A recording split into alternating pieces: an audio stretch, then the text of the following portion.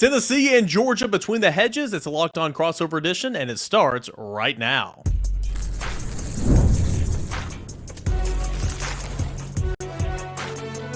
You are Locked On College Crossover, part of the Locked On Podcast Network. Your team every day. What is up, everybody? Eric Kane here, Locked On Vols. We got Daniel and Clint from Locked On Bulldogs in this episode. This crossover edition of Locked On Podcast Network is brought to you by our friends over at Game Time. You can download the Game Time app, create an account, put in the promo code Locked On College, and get $20 off your first purchase. We're going to talk Tennessee, talk Georgia, talk this rivalry, talk how this is a massive game for both teams for sure. I mean, I'll start right here, guys. I think this is a college football playoff elimination game. I mean, obviously for Georgia, 2 losses. For Tennessee, you look at how the committee viewed them the other night. 2 top 5 teams lose, and Tennessee State's put at number 7. So I think this is a massive deal, obviously, for both teams looking at the playoffs, guys. Yeah, it's really wild to me. How did that happen for Tennessee? Like, what in the world? That was just the most bizarre thing. I was shocked by that as well. But yes, you're right. I think even having everything else play out to end the season, and the teams are at the top right now, you want to say who's controlling their destiny in the SEC? Is it Texas? Is it Alabama? Is it Ole Miss? Is it Georgia? Is it Tennessee? No one knows exactly, and you got to just take wins where you can, and there's no guarantee that you're going to be on anywhere near. You get a loss in this game for Tennessee, yeah, you might be outside the top 12 all of a sudden when you have what in the world record going on. Likewise for Georgia, there's no way in the world that with 3 losses, Georgia is doing anything for the rest of the year. So this is the season for both these teams, which was already a big game. We had circled this one long ago, and I had picked before the season, this was one of our 2 losses that I had on the schedule when we select everything out. I now don't think that's going to happen because of the back against the wall for Georgia at home, and the state that Tennessee is coming in a little banged up. But you're absolutely right. This is going to be prime time night game, huge implications all the way across. Listen, Tennessee fans, don't listen to these 2 jokers. Don't buy into this hype, this rhetoric, this nonsense. Tennessee's making the playoff even with a loss in this game. You need to handle your dang business against Vandy. So let's not just write off a win, in Nashville at the end of the year. But if Tennessee handles their business the rest of the way, Tennessee's going to make the playoff. Now, you've been talking about the difference between hosting a first-round playoff game and traveling on the road for a first-round playoff game, and that is a significant difference if you've ever played on the road in college football. And so it is a big game for Tennessee. It is an elimination game for Georgia, as Clint said. But Tennessee's in this playoff no matter what, guys. There's a lot of football left to be played. We do this every single year. Some teams are going to lose. Some of these teams that you don't think are going to lose are going to lose. It's coming. That's why college football is the best, man. It is. It is absolutely the best. But Tennessee's going to be in the playoff even with a loss here, pending they take care of their business down the stretch, which I'm not saying is a foregone conclusion, Tennessee fans, but a loss to Georgia is not going to knock you out of the playoff. Especially I combine to that, especially if it's a hard-fought game, 1-score loss or whatever. And I mean, I think, we'll continue to get into this, the matchups and keys and all that throughout the show. But I mean, with Tennessee's defense, Tennessee's run game, I mean, I think it's going to be a good game either way, even if Nico doesn't play. But Tennessee's won 4 straight. They lost to Arkansas on the road at the very beginning of October. Overtime win over Florida, 10-point win over Kentucky, beat Alabama, coming off a win against Mississippi State. All those are at home. Before this, month-long home stretch for Tennessee, Tennessee was away from Neyland Stadium for about a month, and that's kind of where Georgia is. Obviously coming off a loss and backs against the wall and all that, but also this is the first night game at home this year, right? Yeah, that's right. And let me ask you this, Eric, because you mentioned that not just 4 straight home games for Tennessee. Am I wrong about this? 4 straight home night games for Tennessee? They play. Alabama was afternoon. Yeah, that is true. But it ended at night. Yeah. I just got the way the game ended. So Tennessee has played in some what I'll call extreme home field advantage environments, and now you're getting the other side of that coin, traveling to Georgia in a night game. I think we all know that Georgia fans are, pissed at this team and grumpy about the way this Georgia team has played. but they're still going to be real loud in Sanford Stadium on Saturday night.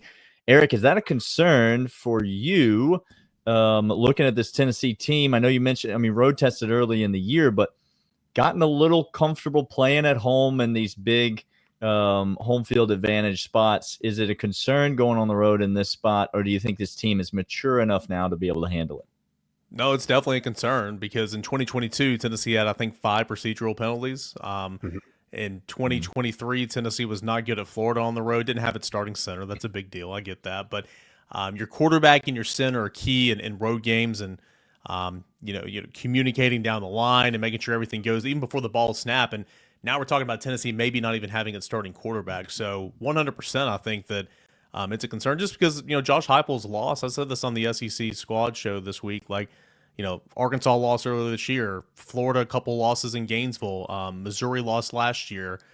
Georgia, afternoon into night in 2022. Josh Heupel's lost these night games while he's been here at head coach at Tennessee. So I definitely think that plays a role into this. Josh Heupel, the system, remember a couple of years ago at home, Kirby Smart had him on lockdown after the first quarter. It was a death grip after that. And Tennessee, the score of the game didn't really indicate how dominant that game was. It was absolutely ridiculous. If Josh struggles in these games, he's got a backup quarterback in these games. Can he adjust his system to counter what Kirby knows and has already planned for it? Or is it just kind of baked in and people have to step up within the system? We'll see, man. Even before beating Alabama in 2022, Tennessee was able to move the football and put up points against everybody except Georgia. Tennessee's been able to do that against everybody in the SEC except Georgia. Tennessee had that one Jalen Wright 54-yard touchdown run to open up the game last year, and then that was it. So what does Tennessee do best offensively? Run the football with Dylan Sampson. He's having a heck of a season. You're going to have to lean on that. You're going to have to prove that you can run it, especially down there. And I think that's going to open up everything with the pass. I think with Nico, and they've done it a little bit adjusting as the season's gone along. Everything's just so far down the field. They brought things in. They've got him out of the pocket. I think that's great. Now, if Gaston Moore's quarterbacking Tennessee, I would not advise getting out of the pocket because that's not a strength for him. But he's got a really good arm. He can run the offense and all that. But I would agree, shorter, intermediate, run the football. And of course, this defense, I think that it could certainly be a good ball game, even if Nico's not playing in this game. But regardless, Tennessee's leaned on that run all year long, and they're going to have to do it again with Dylan Sampson.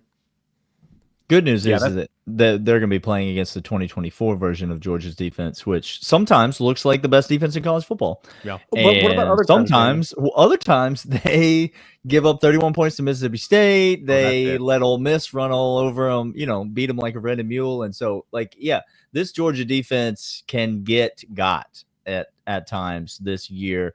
And I do think the home crowd, when you look at, you mentioned the procedural penalties, Eric, that's the offensive line and the defensive line. Kirby Smart has even said this. No two position groups are more impacted by crowd noise than the offensive line, defensive line. Defensive line in a positive way for Georgia, offensive line in a negative way, in this case for Tennessee. And so it will be interesting to see how that Tennessee run game is able to sustain. Yeah, and Tennessee fan, be excited because if you look at Kentucky and Florida, both of those teams were able to run against Georgia because Georgia's defense wasn't on point those games with inferior talented offensive line and running backs. I think Tennessee has a far superior skill set in those two teams. Although it wasn't at home for Georgia, it was neutral site and away. There is still hope that is a recipe that can work at times if Georgia's off. Daniel, we got to hit a break here, but real quick on that run game, let's flip it over to Georgia. I know offensive line issues. We'll talk about that with Carson Beck here in a moment, but I had to do a double take, 15th in the league in rushing. What is going on? Georgia is always known for having 3 or 4 backs just ready to roll. What happened? How much time you got here, Eric? We should go with it. The offensive line sucks. So we'll talk about it more when we come back from the break, but that's going to be the summary of what I'm going to say. All right, we'll count that as a tease right here as we continue on here with your crossover edition of Locked On Vols and Locked On Bulldogs here on a Thursday show. I do want to tell you guys about my friends over at Game Time. Game Time is an app to where you can buy tickets to events in your area, whether that be sporting events, whether that be comedy shows, concerts, whatever the case may be. You can buy tickets to those events on the Game Time app. And while you're there, you can put in the promo code Locked On College and get $20 off your first purchase. Terms apply. Again, create that account, put in the promo code Locked On College for $20 off. All-in pricing, you can see your seats before you purchase. They got the lowest price guarantee where Game Time is going to credit you 110% of the difference if you find cheaper tickets in the same section somewhere else. Plus, they have the most flexible and easiest customer service policy in the ticketing industry. So download the Game Time today. Don't wait. Download it today. Put in that promo code Locked On College and get $20 off your first purchase. Download Game Time today. Last minute tickets, lowest price guaranteed. All right, it's a Locked On crossover edition. Locked On Vols meets Locked On Bulldogs. Eric, Daniel, and Clint here. Daniel, you kind of had that tease there. Tell us about Georgia's offensive line and the struggles in the run game this year. Well, it has been a struggle running the football, and I do think the offensive line is to blame. But it is deeper than that. It's a play calling problem. It's a scheme problem, and really, it's been a philosophy problem. And it sounds like I'm dumping on Mike Bobo, which Georgia fans will all be unanimously cheering me on if I were except Clint, right? Doing that. Yeah. But I'm not necessarily dumping on Mike Bobo, although I think he's been really bad at times for Georgia this year. All of us coming into the season, Eric, thought that Georgia's strength on offense was going to be Carson Beck and his ability to stand in the pocket and make decisions. Anyone who's ever watched college football thought that Georgia's strength on offense was going to be Carson Beck and his ability to stand in the pocket and make decisions and find open receivers, because he did it all year last year to the tune of 12-1 or whatever. Like that's who Carson Beck has always been as the Georgia starting quarterback, and that's who we thought he was going to be this year. So the game plan, the philosophy of Georgia coming into the season was always going to be, we're going to let Carson Beck kind of throw early. We're going to try to take the lead. We're going to stretch the game, and then we're just going to put you away with the run game. We're going to follow that up with just body blows in the run game, the Kirby death march, as we like to call it.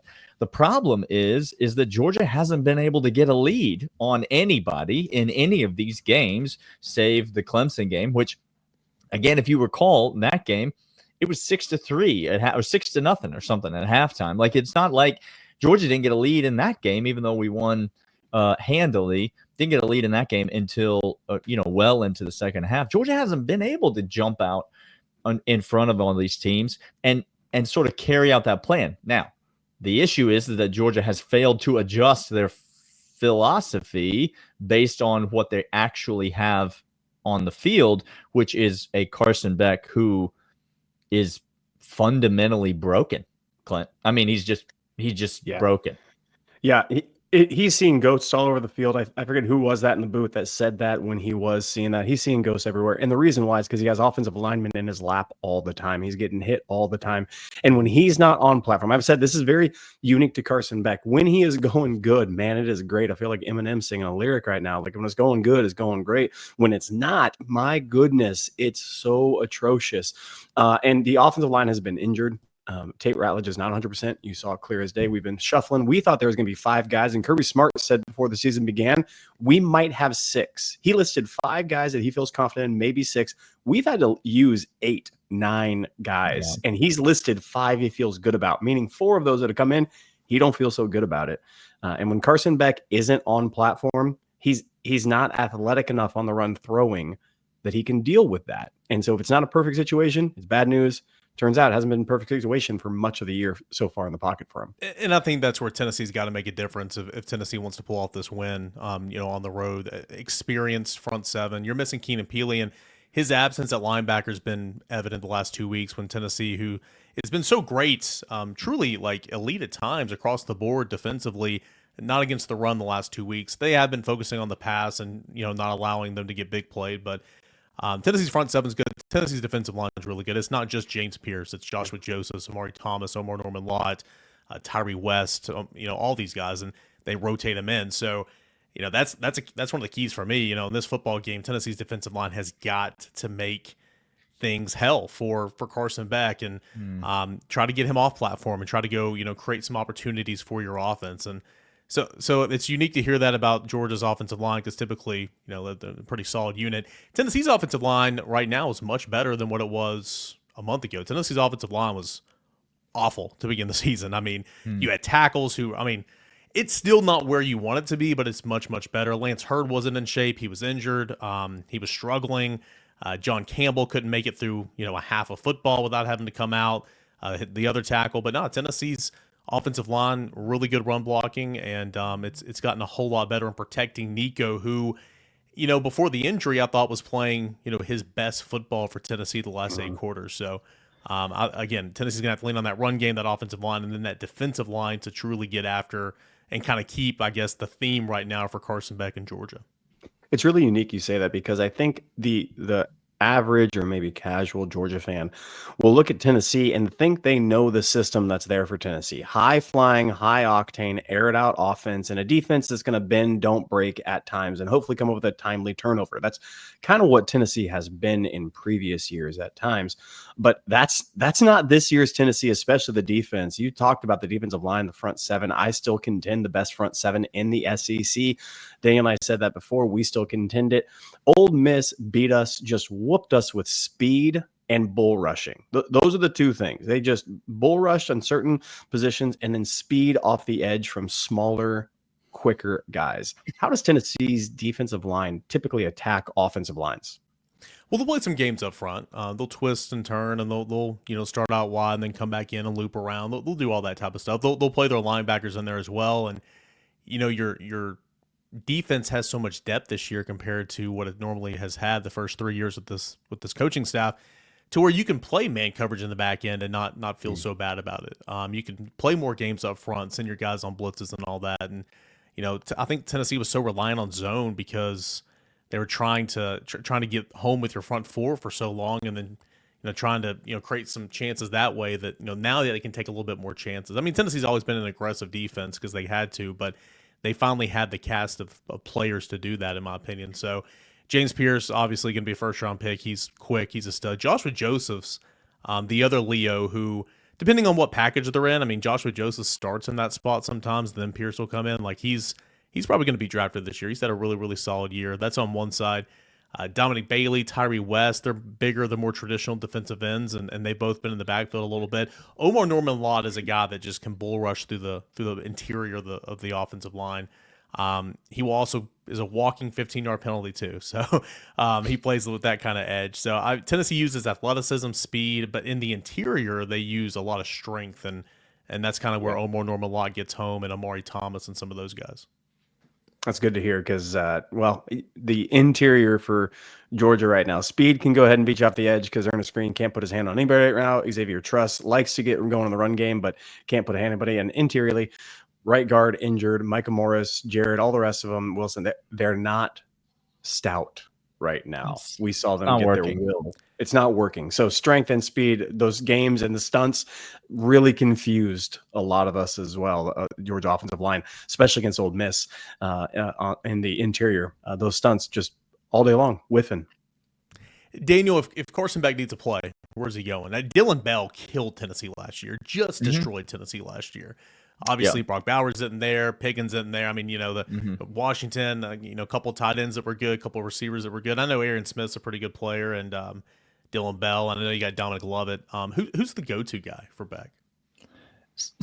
So far, it's been a guy wearing the other color shirt. Yeah, has been the go-to guy this year for Carson Beck. His favorite target. His favorite target.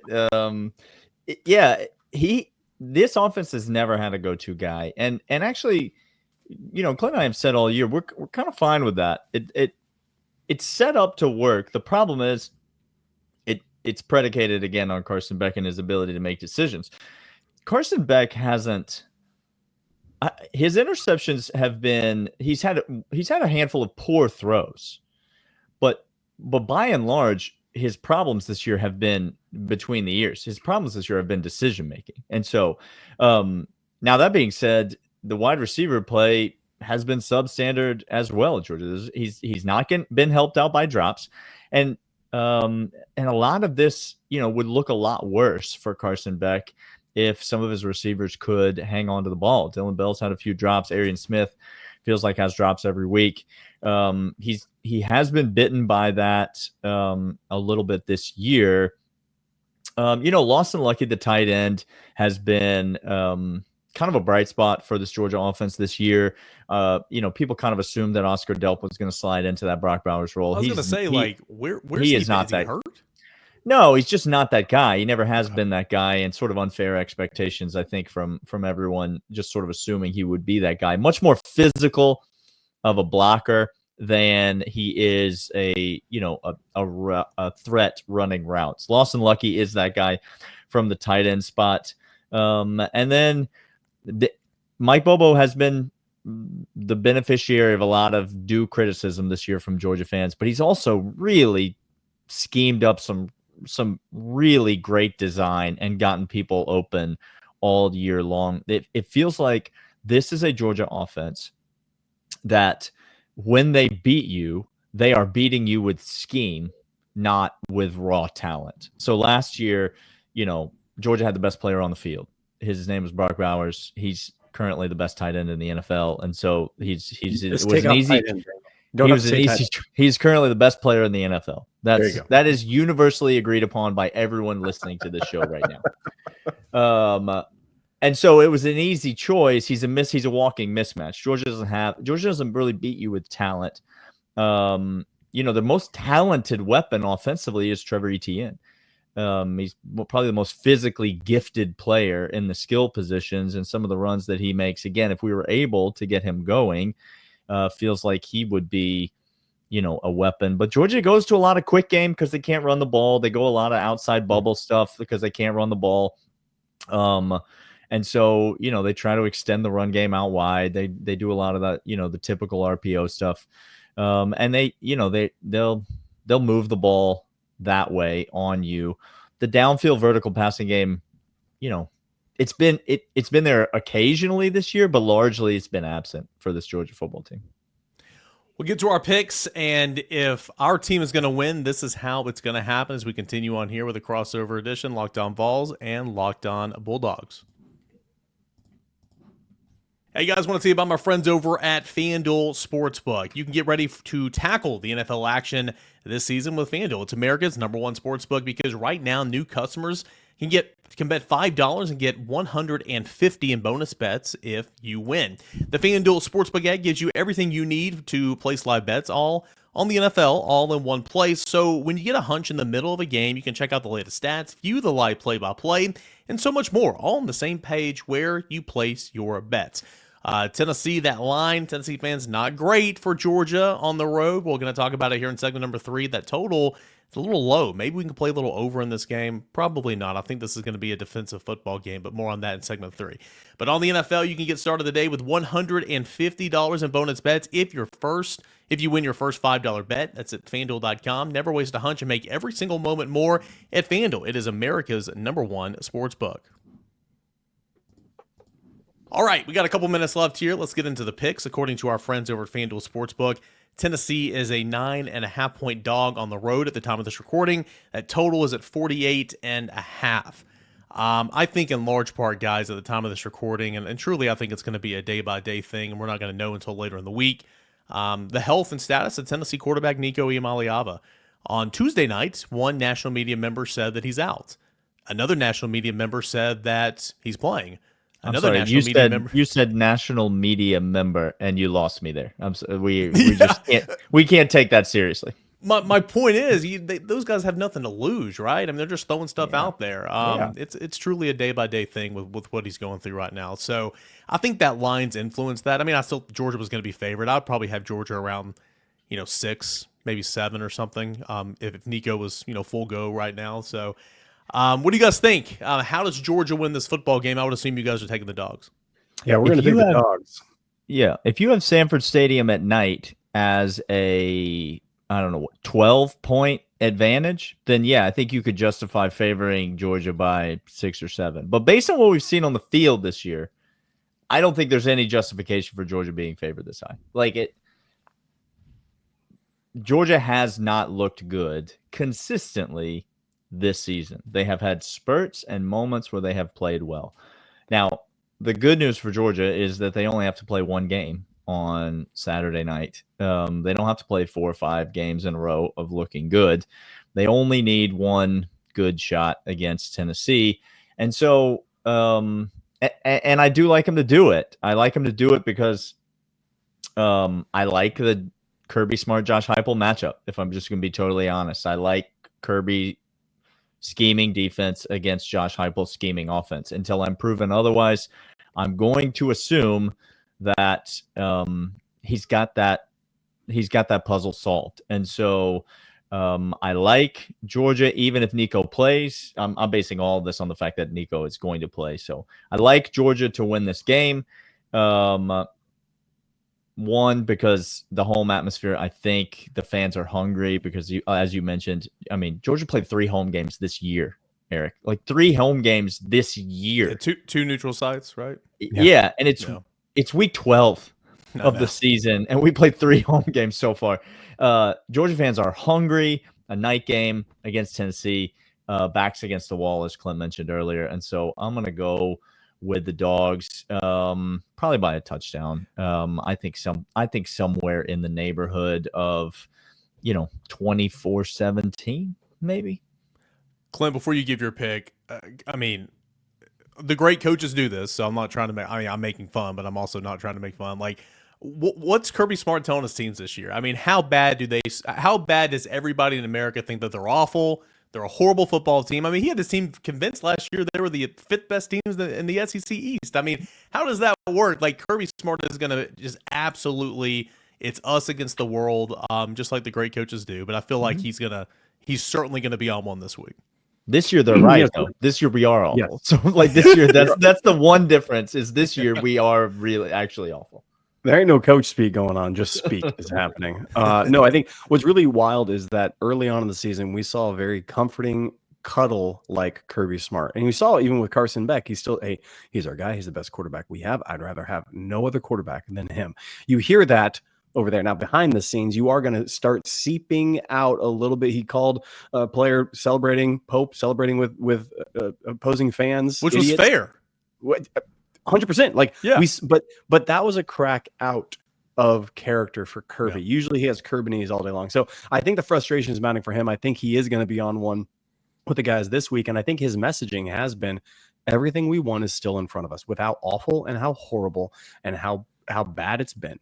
Everything is still in front of us. And nobody thinks we can do it, guys. Yes, of course. Look where they ranked us. They ranked us near the outside of the playoff. We beat Tennessee. We go and we take care of business in a cupcake, and then we beat down our rival. We are in the playoff, and we are everywhere we want to be. We get a couple weeks to prepare. We're going to be back here in Athens for a game, hopefully. All of that takes place. So I think that's his messaging. Everything we want, one game ahead. And he's right. You win this game. And so it doesn't have to just be coach speak. It is truth and coach speak at the same time. It's really wild to me. The way in which you beat Kirby Smart defensively, scheming wise, is not with a passing game that is elaborate and tries to hit the one hit and goes and that big, deep, intermediate, and then short. That's how you do it. Texas couldn't do that. That's Steve Sarkisian a little bit. Josh Heupel, Steve Sarkisian are more in that side of the Venn diagram than they're not. The way in which you beat Kirby Smart, Jackson Dart did not play a particularly great game passing wise. He ran really, really well. Ole Miss ran the ball extremely well, and they hit a couple pot shots to get the passing game going. So if Tennessee, and that's where Kirby Smart comes into Josh Heupel. He knows that system, Josh's passing system. So Tennessee wants to rely on the run. That is where you're going to have to beat Kirby Smart. Is just going to say, we're going to beat you up front in the trenches and we're going to outmaul you. And I think there's a good shot they can do that. Even if they did that to keep the game close, I still like Georgia by touchdown. I don't like the point spread is a lot, but 7 points is much more like it. I would have put this spread at 5.5 if I had to choose, but Vegas knows better than me. Jalen Milroe ran on Georgia. Obviously, Jackson Dart ran on Georgia. Nico's got the ability. He doesn't try to run, but he's got that ability. That's not Gaston Moore's game. So, I think that'd be something huge if Nico obviously is out of this game. I think, I'm going to pick Georgia to win this game. I mean, right now, there's no reason for me to pick against them because of these factors. Health, not just your quarterback, which is the most important thing. Where's Dante Thornton now? He's your big play guy. Where are your guards at right now? Tennessee's a bit banged up. As I mentioned, road games have kind of been giving Josh Heupel some issues here at Tennessee, and it's going to be loud and rowdy. I think Georgia's got back against the wall. And I think Georgia's a solid football team. I don't think Georgia's as dominant as it's been in years past, but I still think it's a solid football team. I do think it's going to be close, and that's if, Nico is playing or not playing. I think it's going to be a close game. I think Tennessee's defense is going to show up and give this offense every opportunity. I think the run game is for the first time since Josh Heupel's been here, I think Tennessee's going to have a successful running day. I'm not saying they're going to go off, but I like this offensive line, and I like Dylan Sampson a lot. So I think it's going to be close. Because of all the uncertainties right now with health and status, especially the quarterback, I'll certainly go with Georgia. But I think I'm with you guys as well. I'll say Tennessee covers, and I'll say that you're probably under that 48.5 as well. Again, elimination game for Georgia. For Tennessee, if you lose this game, you do need some help. You need to be, relevant in the eyes of the committee and all that type of stuff. But as you guys pointed out, Kirby's message is control what you can control. Everything's out in front of you. Same thing for Tennessee. Everything's right out there in front of Tennessee. So for sure, control what you can control. Boys, what do you got coming up the rest of the week so that my listeners and viewers can get more scout on Georgia? What do you got coming up on Friday? Yeah, Friday we'll be back. Locked On Bulldogs, YouTube, audio, wherever you get your podcast.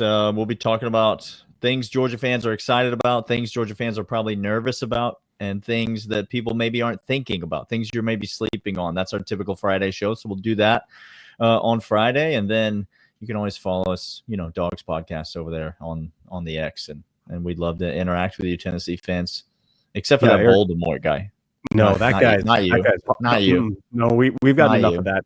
Our buckets are full. Eric, what about our fans? Where can they find you and get your stuff?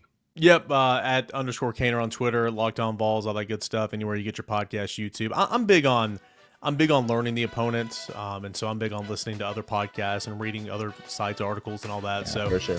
I think that's a big, cool tool just to, be an educated fan kind of going into the matchup. So any Georgia fans can come on by and listen up, and it'll be fun. So it should be a good one, boys. Looking forward to it. Appreciate you guys as always. Thanks everybody for listening and watching the Locked On crossover, Locked On Vols and Locked On Bulldogs.